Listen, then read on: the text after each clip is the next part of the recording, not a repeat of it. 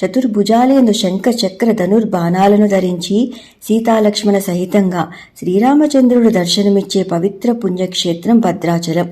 ఈ ఆలయ గోపురం పైన నేడు మనం దర్శిస్తున్న సుదర్శన చక్రం మానవ నిర్మితమైంది కాదు. ఇది సాక్షాత్తు శ్రీరామచంద్రుడు తన భక్తుడైన రామదాసుకు అనుగ్రహించిన దైవ నిర్మిత దివ్య చక్రం. తన ఆరాధ్య దైవమైన శ్రీరాముని కోసం భద్రాచల గిరి శిఖరంపై అద్భుతమైన ఆలయాన్ని నిర్మించాడు రామదాసు. అటుపిమ్మట ఆ ఆలయ శిఖరం పైన ఒక భవ్య సుదర్శన చక్రాన్ని ప్రతిష్ఠించదలచి శిల్పకారుల చేత దానికి అనువైన చక్రాన్ని తయారు చేయించి ప్రతిష్ఠించే ప్రయత్నం చేశాడు. కాని ఎన్నిసార్లు ప్రయత్నించినా అది విఫలమై చక్ర ప్రతిష్ఠ నిలిచిపోయింది. దాంతో తీవ్ర వేదనకు లోనైన రామదాసు తన శ్రీరాముని దివ్య చరణాలనే ఆశ్రయించి పరిపరి విధాలుగా ప్రార్థిస్తూ దుఃఖసాగరంలో మునిగిపోయాడు. అంతే, తన ప్రియభక్తుని ఆర్తికి శ్రీరామచంద్రుడు మనసు ఆర్ద్రమై తక్షణమే ఆ రాత్రి రామదాసుకి స్వప్న దర్శనాన్ని అనుగ్రహిస్తూ, రామదాసా, నేను స్వయంభూగా వెలసిన ఈ క్షేత్రంలో నీవు నిర్మించిన ఈ ఆలయ శిఖరం పైన ఒక మానవ నిర్మిత సుదర్శన చక్ర ప్రతిష్ఠ సాధ్యం కాదు.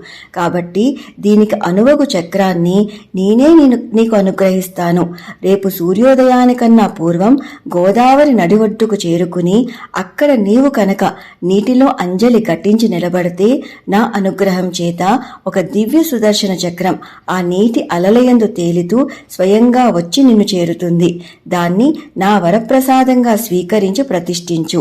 అంతా శుభమే జరుగుతుందని చెప్పి అంతర్ధానమయ్యారు. మరునాడు ఉదయం ప్రాతకాలమే నిద్రలేచిన రామదాసు గోదావరి ఒడ్డుకు చేరుకుని స్వామి తెలిపిన రీతిగా నీటిలో అంజలి ఘటించి భక్తి ప్రపత్తులతో శ్రీరామచంద్రుని ప్రార్థిస్తూ నిలబడగానే ఆశ్చర్యంగా అలల తాకిడికి తనంత తానుగా నీటి మీద తేలుతూ దివ్య తేజస్సుతో వెలిగిపోతున్న ఒక అద్భుత సుదర్శన చక్రం ఆయన చేతుల్లోకి స్వయంగా వచ్చి చేరింది.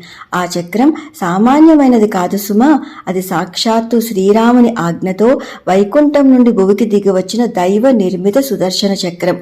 అందు మధ్య భాగం నందు సాక్షాత్తు శ్రీరామచంద్రుని యొక్క మూర్తి దర్శనమివ్వటం ఒక విశేషం.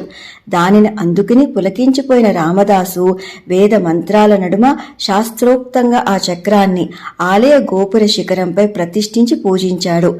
మన భాగ్యవశాన శ్రీరామచంద్రుని భక్త వాత్సల్యానికి ప్రతిగా నిలిచిన ఆ దివ్య చక్రాన్ని నేడు మనం భద్రాచలంలో దర్శించగలుగుతున్నాము. సర్వం శ్రీరామచంద్రార్పితమస్తు. స్వస్తి. Please do like, share and subscribe. Krishna Sakhi.